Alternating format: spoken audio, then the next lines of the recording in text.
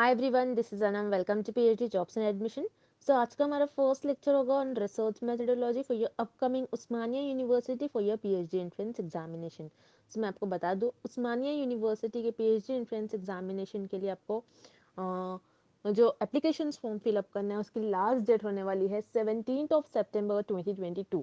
यानी 17 सितंबर 2022 से पहले पहले आपको आपके एप्लीकेशन फॉर्म को फिल कर ही लेना है। ये आपकी लास्ट डेट है।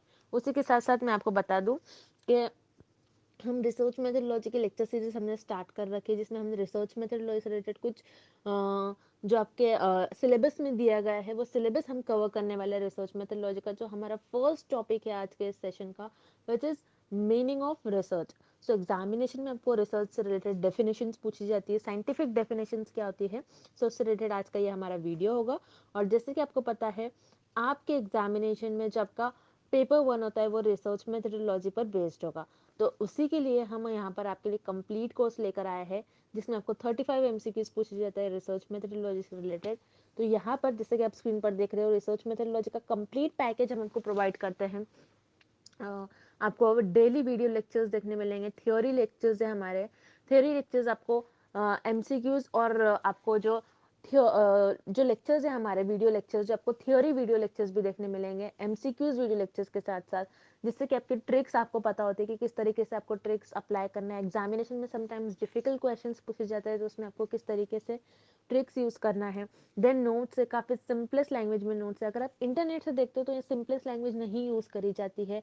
देन उसके बाद हम आपको मॉक टेस्ट प्रोवाइड करते हैं, जिससे कि आपकी प्रैक्टिस होती है। And 1500 plus MCQs revision PDF, जो कि आपका रिवीजन का काम करती है। तो ये सारा कंटेंट एक ही जगह पर हम आपको प्रोवाइड करते हैं।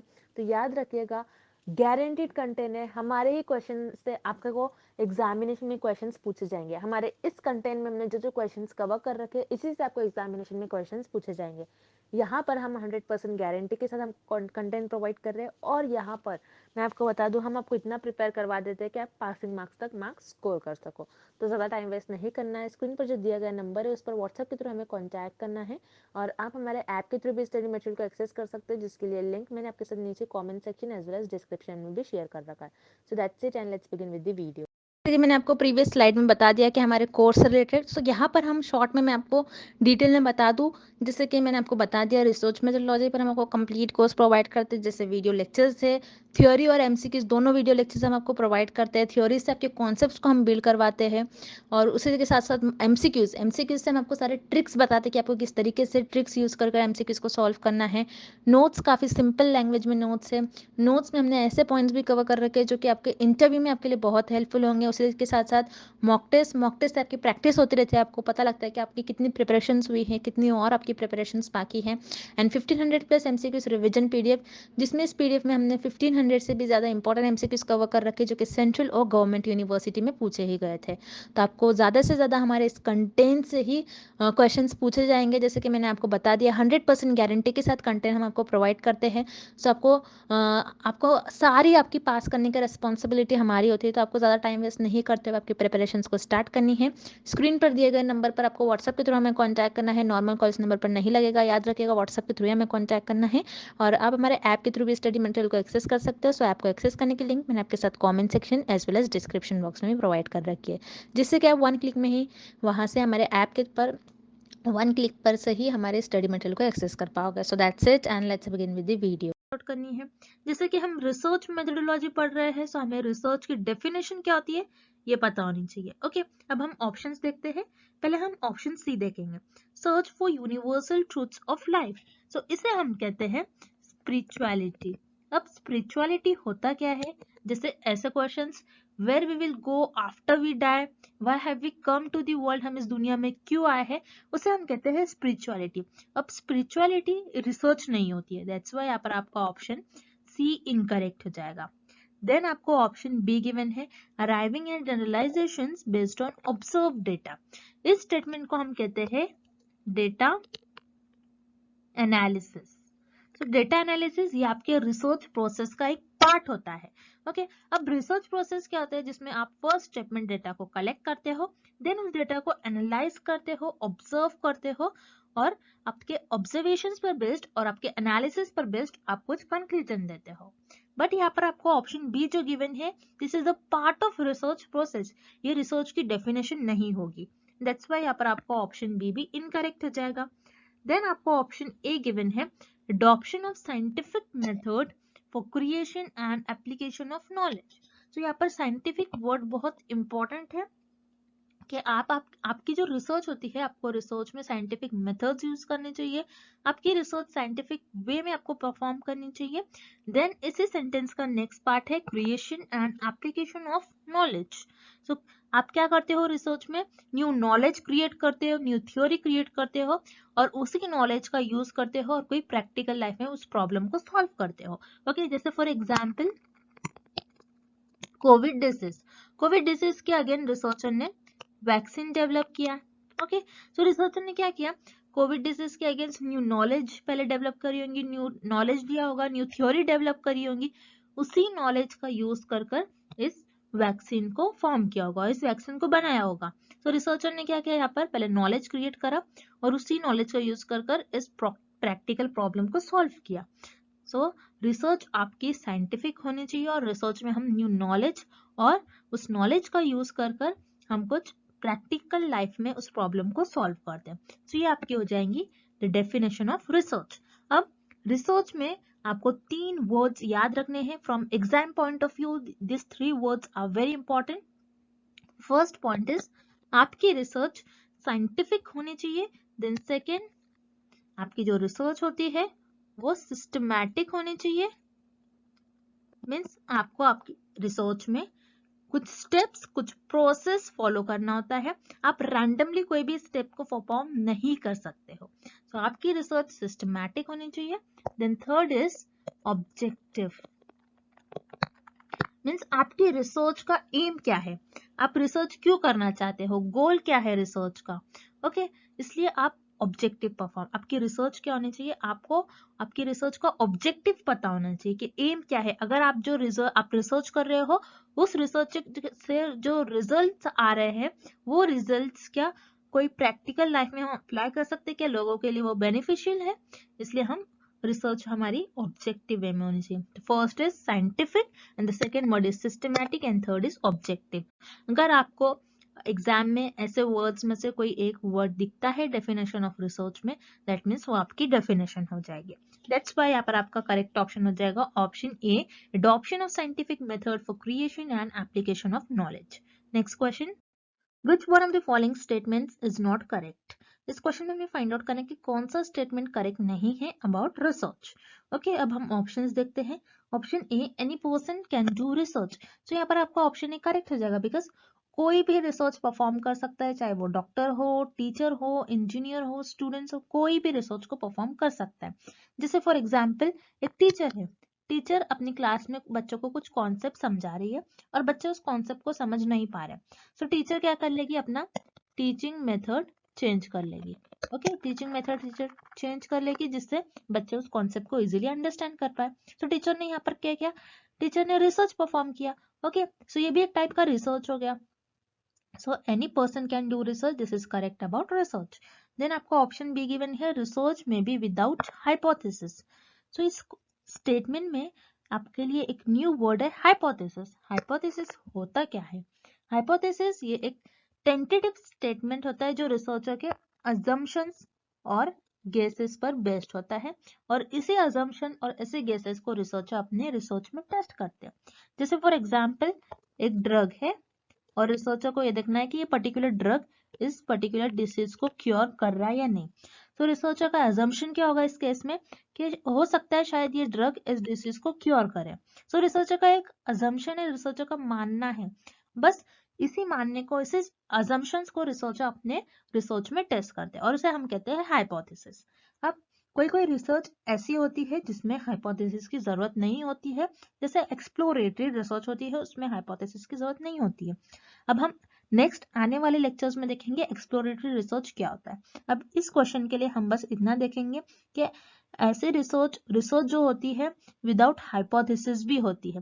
जैसे फॉर एग्जांपल मुझे देखना है, मुझे स्टडी करना है बटरफ्लाइज के बारे में, कि बटरफ्लाइज के आईज कैसे होते हैं, उनके कलर्स कैसे होते हैं, उनके विंग्स कैसे होते हैं, उनके मूवमेंट कैसे होते हैं।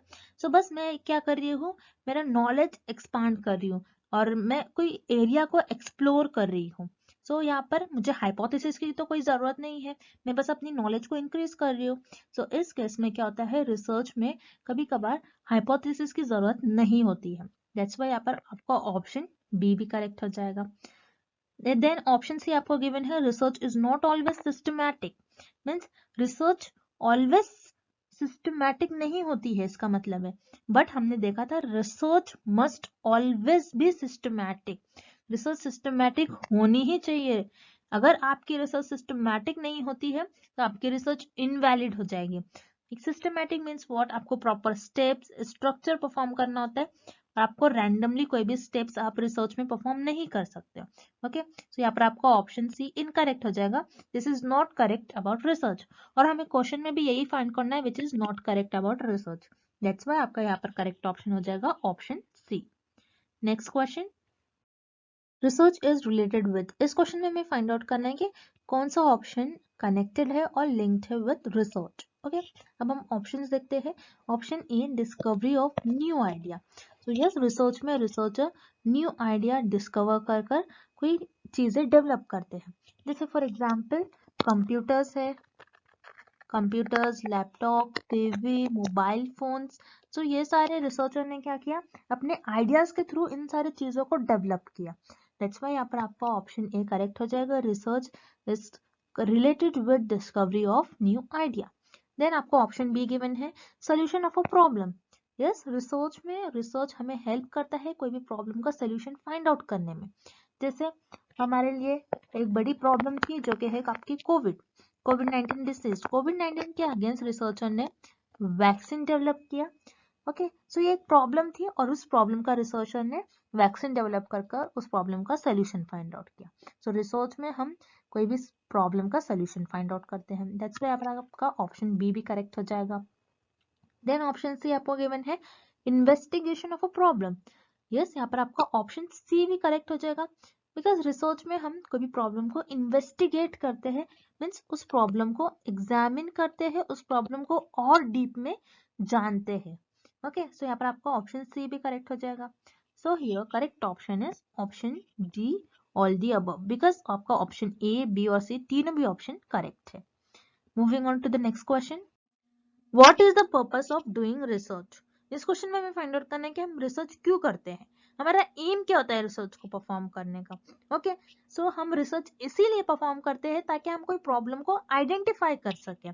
अब यहाँ पर आपका ऑप्शन ए करेक्ट हो जाएगा, टू आइडेंटिफाइंग द प्रॉब्लम। अब रिसर्च में प्रॉब्लम को आइडेंटिफाई कैसे करते हैं कि एग्जाम्पल के थ्रू हम समझते हैं। मान लीजिए कोई पर्सन है और वो पर्सन सिक है, वो पर्सन बीमार है, उस पर्सन को कोई डिसीज हुई है। सो ये डिसीज जो हुई इस पर्सन को, ये एक न्यू डिसीज है। सो रिसर्चर क्या करेंगे या फिर डॉक्टर क्या करेंगे, उस डिसीज को पहले आइडेंटिफाई करेंगे कि वो डिसीज है क्या। देन आपको ऑप्शन बी गिवन है, to find the solution. Yes, यहाँ पर आपका ऑप्शन बी भी करेक्ट है, क्योंकि रिसर्च इसीलिए की जाती है कि कोई प्रॉब्लम का सोल्यूशन फाइंड आउट कर सके। जैसे यहाँ पर आपने देखा एक पर्सन था और उस पर्सन को कोई डिसीज हुई है और वो डिसीज न्यू है। सो रिसर्चर उस डिसीज को पहले आइडेंटिफाई करेंगे। अब डिसीज को आइडेंटिफाई करने के बाद उसी डिसीज के अगेंस्ट रिसर्चर ड्रग डेवलप करेंगे और यू कैन से डॉक्टर्स उस डिसीज के अगेंस्ट ड्रग या फिर कुछ ट्रीटमेंट देंगे। सो यहाँ पर रिसर्चर ने और यू कैन से डॉक्टर्स ने क्या किया, इस प्रॉब्लम का सोल्यूशन फाइंड आउट किया। दैट्स वाई हमारे रिसर्च का एम और पर्पस यही होता है कि कोई प्रॉब्लम का सोल्यूशन फाइंड आउट करे और कोई प्रॉब्लम को आइडेंटिफाई करे। दैट्स वाई यहाँ पर आपका करेक्ट ऑप्शन हो जाएगा option C, both A and B are the purpose of doing research. अब हम नेक्स्ट क्वेश्चन देखते हैं, व्हाट इज रिसर्च। इस क्वेश्चन में हमें रिसर्च की डेफिनेशन फाइंड आउट करनी है। सो अब हम ऑप्शन ए देखते हैं, searching again and again. Searching again and again ये रिसर्च तो होता है, but this is not the proper definition of research. Because अगर मैं ऐसा बोल रही हूँ कि एक बुक है और उस बुक को मैं डेली रीड कर रही हूँ, सो वो रिसर्च तो नहीं कहलाएंगी, क्योंकि मैं बुक को तो डेली रीड करते जा रही हूँ लेकिन मैं कोई new theory, new concept, new ideas develop नहीं कर रही हूँ। दैट्स वाई यहाँ पर आपका ऑप्शन ए इनकरेक्ट हो जाएगा, ये आपका रिसर्च की डेफिनेशन नहीं होगी। देन ऑप्शन भी आपको गिवन है, collection of information. Collection of information ये भी आपकी रिसर्च नहीं होगी, दैट्स वाई यहाँ पर आपका ऑप्शन बी भी इनकरेक्ट हो जाएगा। बिकॉज अगर मैं ऐसा कर रही हूँ कि मैं इंटरनेट के थ्रू कुछ इंफॉर्मेशन ले रही हूँ और उस इंफॉर्मेशन को कलेक्ट कर कर रख रही हूँ, तो ये रिसर्च हो गई क्या? मैं कोई पीडीएफ उठा रही हूँ और उस पीडीएफ को अपने पास कलेक्ट करके रख रही हूँ, या फिर कोई इंफॉर्मेशन कोई सोर्सेस से कोई बुक लेकर आ रही हूँ, मैं अपने पास रख रही हूँ। कोई इंफॉर्मेशन को अगर मैं कलेक्ट कर रही हूँ तो उसे हम रिसर्च नहीं कहते हैं, दैट्स वाई यहाँ पर आपका ऑप्शन बी इनकरेक्ट हो जाएगा। Then option C, working in a scientific way to search for truth of any problem.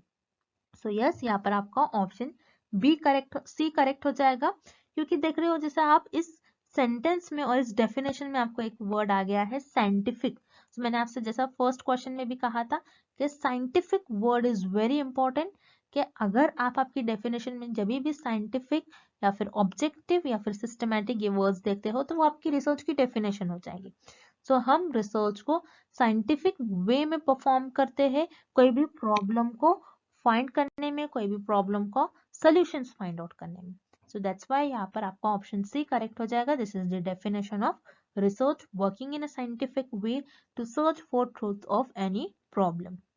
Okay, next question, research refers to. इस क्वेश्चन में हमें फाइंड आउट करना है कि हम किस ऑप्शंस पर रिसर्च परफॉर्म कर सकते हैं। सो यहाँ पर आपको ऑप्शन ए गिवन है, रूटीन एक्टिविटी। रूटीन एक्टिविटी जो आप डेली परफॉर्म करते हो उसे हम कहते हैं रूटीन एक्टिविटी। जैसे आप डेली कॉलेज जा रहे हो, डेली स्कूल जा रहे हो, आप डेली बात ले रहे हो, आप डेली लंच कर रहे हो, आप डेली डिनर कर रहे हो, सो ये रूटीन एक्टिविटी हो गया। रूटीन एक्टिविटी पर आप रिसर्च परफॉर्म नहीं कर सकते हो, दैट्स वाई यहाँ पर आपका ऑप्शन ए इनकरेक्ट हो जाएगा। Then option B, annual activity. Annual activity means what, आप जो ईयरली करते हो या फिर ईयर में एक बार करते हो उसे हम कहते हैं एनुअल एक्टिविटी। एनुअल एक्टिविटी पर भी आप रिसर्च परफॉर्म नहीं कर सकते, दैट्स व्हाई यहाँ पर आपका ऑप्शन बी भी इनकरेक्ट हो जाएगा। Then option C, occasional activity. Occasional activity means आप जो समटाइम्स करते हो, वो कभी कभार आप, समटाइम्स और यू कैन से आप कभी कभार करते हो, उसे हम कहते हैं ओकेजनल एक्टिविटी। इस पर भी आप रिसर्च परफॉर्म नहीं कर सकते हो, दैट्स व्हाई यहाँ पर आपका ऑप्शन सी इनकरेक्ट हो जाएगा। Then option D, fact finding activity. Yes, आप यहाँ पर आपका ऑप्शन डी करेक्ट हो जाएगा, बिकॉज फैक्ट फाइंडिंग एक्टिविटी पर आप रिसर्च परफॉर्म कर सकते हो। अब फैक्ट्स क्या होते हैं, जैसे ऐसे टाइप के question, why sky is blue, sky blue क्यों है, why earth is round, earth round क्यों है। तो ये जो फैक्ट फाइंडिंग क्वेश्चंस है, फैक्ट फाइंडिंग एक्टिविटीज है, इन पर हम रिसर्च परफॉर्म कर सकते हैं ये देखने के लिए कि सच में अर्थ राउंड है या सच में स्काई ब्लू है। सो ये आपके फैक्ट्स हो गए। सो हम फैक्ट फाइंडिंग एक्टिविटीज पर रिसर्च परफॉर्म कर सकते हैं, दैट्स व्हाई यहाँ पर आपका करेक्ट ऑप्शन हो जाएगा ऑप्शन डी। नेक्स्ट क्वेश्चन देखते हैं अब हम, how would you define the research process. इस क्वेश्चन में हमें रिसर्च प्रोसेस की डेफिनेशन फाइंड आउट करनी है। सो अब हम ऑप्शंस देखते हैं। Option A, a method of collecting research data. So statement को हम कहते हैं डेटा कलेक्शन। सो डेटा कलेक्शन ये आपके रिसर्च प्रोसेस में एक स्टेप होता है जहां पर आप डेटा को कलेक्ट करते हो। सो ये आपके रिसर्च प्रोसेस की डेफिनेशन नहीं होगी, this is the part of research process, that's why यहाँ पर आपका ऑप्शन ए इनकरेक्ट हो जाएगा। देन हम ऑप्शन सी देखेंगे, a method of presenting research results. तो रिसर्च रिजल्ट्स आप कब प्रेजेंट करते हो, रिसर्च प्रोसेस के लास्ट स्टेप में, this is the last step of research process, और ये भी आपके रिसर्च प्रोसेस का एक पार्ट होती है, ये आपके रिसर्च प्रोसेस की डेफिनेशन नहीं होंगी, दैट्स व्हाई यहाँ पर आपका ऑप्शन सी भी इनकरेक्ट हो जाएगा। Then option B, the stages or steps the researcher follows in carrying out the research project. तो यहाँ पर आपका ऑप्शन बी करेक्ट हो जाएगा, और this is the definition of research process. तो रिसर्च प्रोसेस की डेफिनेशन ये होती है जिसमें आप कुछ स्टेप्स परफॉर्म करते हो और उन स्टेप्स को परफॉर्म कर कर आप आपके रिसर्च का कुछ रिजल्ट्स फाइंड आउट करते हो और रिसर्च को आगे बढ़ाते हो। So this is the correct definition of research process. अब रिसर्च प्रोसेस के कुछ स्टेप्स ऐसे होते हैं कि फर्स्ट स्टेप में आप प्रॉब्लम को डिफाइन करते हो, देन नेक्स्ट स्टेप में आप डेटा कलेक्ट करते हो, देन उस डेटा को एनालाइज करते हो, एनालाइज करने के बाद उस डेटा पर कंक्लूजन्स निकालते हो और कंक्लूजन से रिजल्ट्स निकालते हो। तो हम रिसर्च प्रोसेस की करेक्ट डेफिनेशन बोलेंगे इन सारे स्टेप्स को, जहाँ पे हम स्टेप्स परफॉर्म कर कर कुछ रिजल्ट फाइंड आउट करते हैं हमारी रिसर्च के, ना कि कोई एक पर्टिकुलर स्टेजेस को हम रिसर्च प्रोसेस कहेंगे। ओके, दैट्स व्हाई यहाँ पर आपका करेक्ट ऑप्शन हो जाएगा ऑप्शन बी, द स्टेजेस और the steps the researcher follows in carrying out research project. Next, what is a pilot study? इस क्वेश्चन में हमें फाइंड आउट करना है कि पायलट स्टडी होती क्या है। सो पायलट स्टडी में पायलट्स एंड एयरप्लेन्स इन्वॉल्व नहीं होते हैं, दैट्स व्हाई यहाँ पर आपका ऑप्शन बी और सी इनकरेक्ट हो जाएगा। Then here option A, a small scale preliminary study. Yes, pilot study वो होती है जो रिसर्चर पहले एक स्मॉल स्केल पर करते हैं, अगर वो स्टडी सक्सेसफुल होती है तो उसे एक लार्ज एरिया पर, एक बड़े एरिया में रिसर्चर लॉन्च करते हैं। जैसे फॉर एग्जाम्पल गवर्नमेंट ने mid day meal program launch करा है। So mid day meal program क्या होता है कि कोई स्मॉल डिस्ट्रिक्ट में गवर्नमेंट कुछ स्कूल्स में बच्चों को खाना प्रोवाइड करते हैं, ये देखने के लिए कि बच्चे स्कूल में आ रहे या फिर नहीं, कि उनका एनरोलमेंट बढ़ रहा है नहीं। सो यहाँ पर गवर्नमेंट ने मिड डे मील प्रोग्राम किया है। सो गवर्नमेंट ने मिड डे मील प्रोग्राम किया तो एक स्मॉल डिस्ट्रिक्ट में ही पहले government mid day meal program launch करेंगे, ये देखने के लिए कि बच्चों का एनरोलमेंट बढ़ रहा है या फिर नहीं। अगर बच्चों का एनरोलमेंट बढ़ रहा है, अगर ये प्रोग्राम सक्सेसफुल होता है, सो गवर्नमेंट क्या करेंगे, इसी प्रोग्राम को हर एक सिटी में लॉन्च करेंगे। सो इसे हम कहते हैं पायलट स्टडी। तो यहाँ पर आपका करेक्ट ऑप्शन हो जाएगा option A, a small scale preliminary study. Okay, next, which of the following options are the main task of research?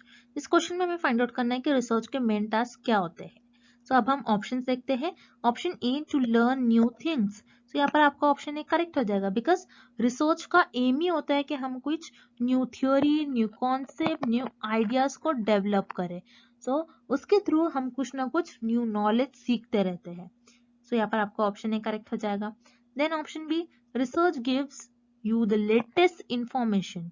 सो यहाँ पर आपका ऑप्शन बी भी करेक्ट हो जाएगा, बिकॉज जैसा हम देखते हैं कंप्यूटर्स में न्यू न्यू लैंग्वेजेस आते हैं, मोबाइल्स में कुछ प्रोग्राम्स आते हैं, कुछ एप्स आते हैं। तो जब भी कोई न्यू थिंग्स डेवलप होती है, सो उसके थ्रू रिसर्च या फिर हम लोग कुछ ना कुछ न्यू इंफॉर्मेशन, लेटेस्ट इंफॉर्मेशन सीखते रहते हैं। So research give us the latest information, ये भी करेक्ट हो जाएगा।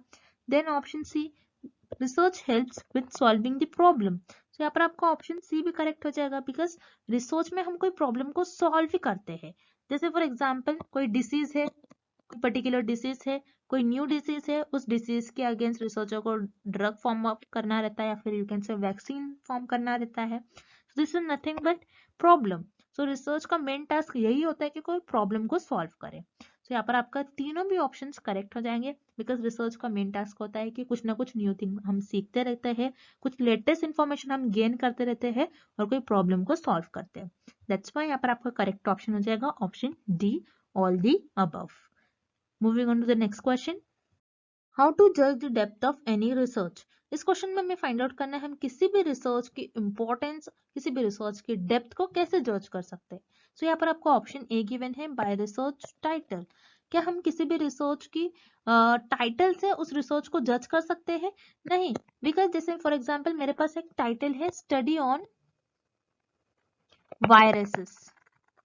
तो इस टाइटल से क्या मैं उस रिसर्च को जज कर सकती हूँ कि वो रिसर्च अच्छी है या फिर नहीं है? No, it's not possible. क्या हम सिर्फ टाइटल को ही देख के किसी भी रिसर्च को जज नहीं कर सकते हैं। देन यहाँ पर आपका ऑप्शन बी गिवन है, बाय रिसर्च ड्यूरेशन। मीन्स उस पर्टिकुलर रिसर्च को कितना टाइम लगा है। किसी रिसर्च को कंप्लीट होने में 2 वीक्स लगते हैं, किसी रिसर्च को कंप्लीट होने में 2 इयर्स लगते हैं, 1 ईयर लगता है, 6 मंथ लगता है। सो हम किसी भी रिसर्च की डेप्थ को उसके ड्यूरेशन के अकॉर्डिंग जज नहीं कर सकते। दैट्स व्हाई यहाँ पर आपका ऑप्शन बी भी इनकरेक्ट हो जाएगा। देन हम ऑप्शन डी देखते हैं, by total expenditure on research. यहाँ पर आपका ऑप्शन डी भी इनकरेक्ट हो जाएगा, बिकॉज हम किसी भी रिसर्च के डेप्थ को इसलिए नहीं जज कर सकते कि उसमें कितना पैसा खर्च हो गया है, उसमें कितना मनी स्पेंड है। अगर कोई रिसर्च में ज्यादा मनी स्पेंड है, दैट मीन्स वो रिसर्च अच्छी है, ऐसा हम नहीं कह सकते हैं। दैट्स व्हाई यहाँ पर आपका ऑप्शन डी भी इनकरेक्ट हो जाएगा। Then option C, by research objectives. तो यहाँ पर आपका ऑप्शन सी करेक्ट हो जाएगा, बिकॉज हम किसी भी रिसर्च की डेप्थ को जज कर सकते हैं बाय इट्स ऑब्जेक्टिव, के उस रिसर्च का गोल क्या है, उस रिसर्च का गोल क्या है, उस रिसर्च का एम क्या है, वो रिसर्च क्यों की गई है, क्या उस रिसर्च के करने के बाद उस रिसर्च के जो रिजल्ट आ रहे हैं वो सोसाइटी के लिए बेनिफिशियल है या नहीं। तो इससे हम रिसर्च की डेप्थ को जज कर सकते हैं। दैट्स वाई यहाँ पर आपको ऑप्शन सी करेक्ट हो जाएगा bye research objectives. So student, this is all about the meaning of research. I hope the definition of or the meaning of research is clear to everyone, and thank you for watching this video.